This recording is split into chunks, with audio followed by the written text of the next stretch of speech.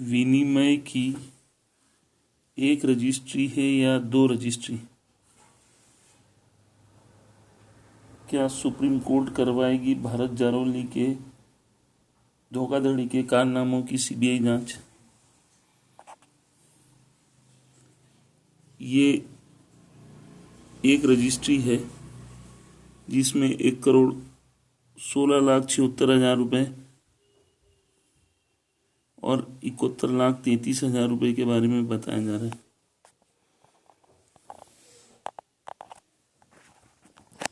और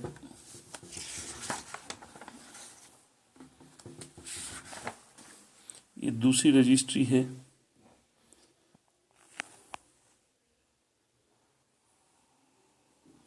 इसमें मूल्य बताया जा रहा है 1,50,00,000, जबकि 10 लाख रुपए नकद देने की बात की जा रही है और 28,09,000 रुपये नकद देने की बात की जा रही है।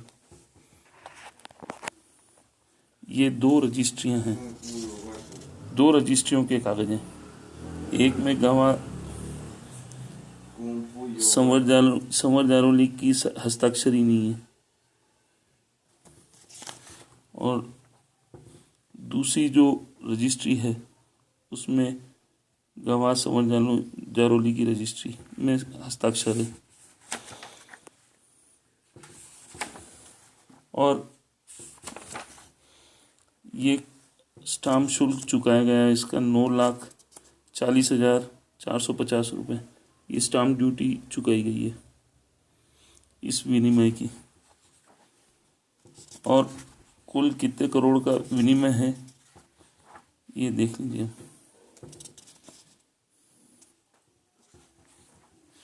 1,88,09,000 रुपये का विनिमय हुआ है। इस संपत्ति की रजिस्ट्री, विनिमय की रजिस्ट्री देखिए 16 अगस्त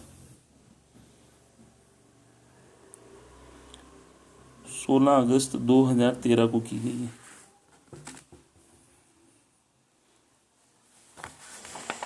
और यहाँ पर जब विनिमय हो गया है,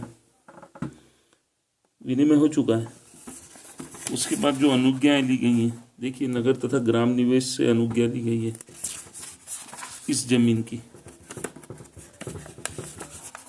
वो ली गई है 3/8/2013 को।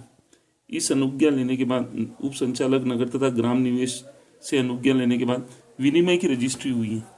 जब विनिमय की रजिस्ट्री हो गई है तो धोखाधड़ी कर उन्होंने एसडीएम नीमच से अनुज्ञा ली उन्होंने 30/9/2013 को।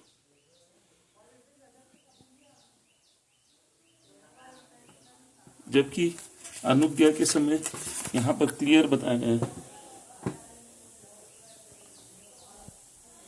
कि मुक्ताराम बने हुए भारत पिता उदयलाल जारौली, इसकी एक शर्त क्रमांक 23 पड़ी है। इस अभिन्यास का भूमि स्वामित्व का दस्तावेज न समझा जावे और यह अनुज्ञा अहस्तांतरणीय रहेगी। इससे बचने के लिए उन्होंने इस तरीके से मुक्तार नाम लिए।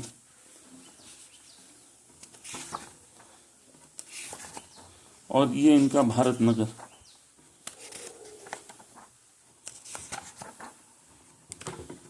और इन्होंने बंधक भी रखा है।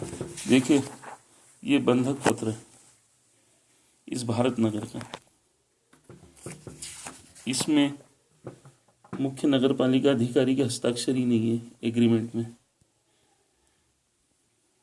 यहाँ पे गवाहों की साइन है, देखिए गवाह कौन है? राजेंद्र जैन पिता फूलचंदी जैन और राजेंद्र जारौली पिता उदयलाल जी जारौली।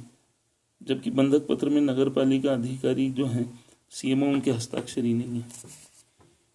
ये सूचना के अधिकार में जानकारी निकली।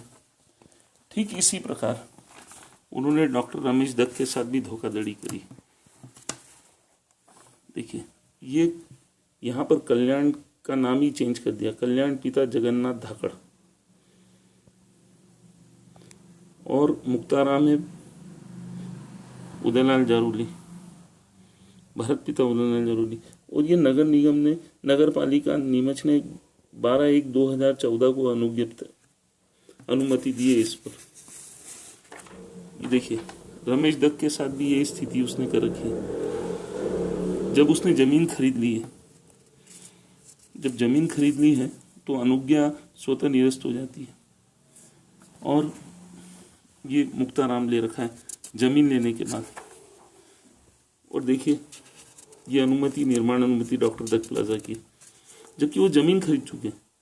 जमीन खरीदने के बाद तो जो परमिशन दी गई है वो स्वतः निरस्त हो जाती है। ये सब पत्र व्यवहार है। यहाँ पर देखिए, क्या भारत जालोली ने धोखाधड़ी से बनाया भारत नगर। देखिए, ये पूरा भारत नगर बना, धोखाधड़ी से बना। विनिमय की एक रजिस्ट्री को क्या नहीं बनवा डाला 2 में। ये देखिए, ये जो 2 रजिस्ट्रियां हैं ये स्वतः 2 में 2 बता रही हैं।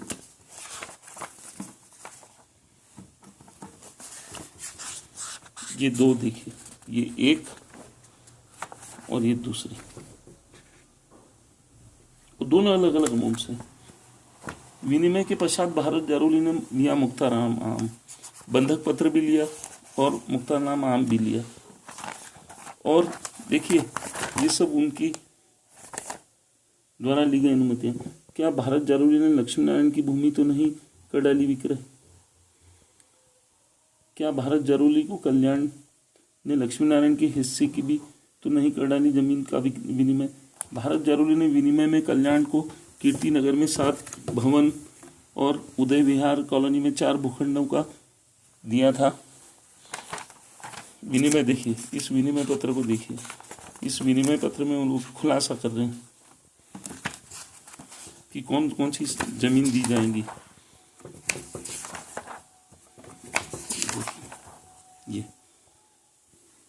ये देखिए, इस विनिमय पत्र में कल्याण को विनिमय में प्लॉट और भूखंड दिए गए। क्या उन भूखंडों को भारत जारोली ने कल्याण से बाले बिना पूछे बेच दिया। विनिमय में स्टाम्प क्रमांक 2 हैं, दोनों पर अलग अलग राशियों का खुलासा किया गया। क्या कल्याण और लक्ष्मी नारायण दोनों लगाएंगे 420 के आपराधिक प्रकरण। भारत जारोली ने की मध्य प्रदेश शासन से धोखाधड़ी। भारत जारोली ने हस्तांतरणीय अनुज्ञाओं के लिए दिए झूठे मुक्तानामा। डॉक्टर दत्त प्लाजा और भारत नगर की हस्तांतरणीय अनुज्ञा स्वतः ही अवैध हो गई है। क्या उप पंजीयक ने विनिमय की 2 रजिस्ट्रियां पंजीकृत की या फिर एक। यहाँ पर उसने 2 रजिस्ट्रियां पंजीकृत की हैं या फिर एक। ये जवाब उप पंजीयक को देना।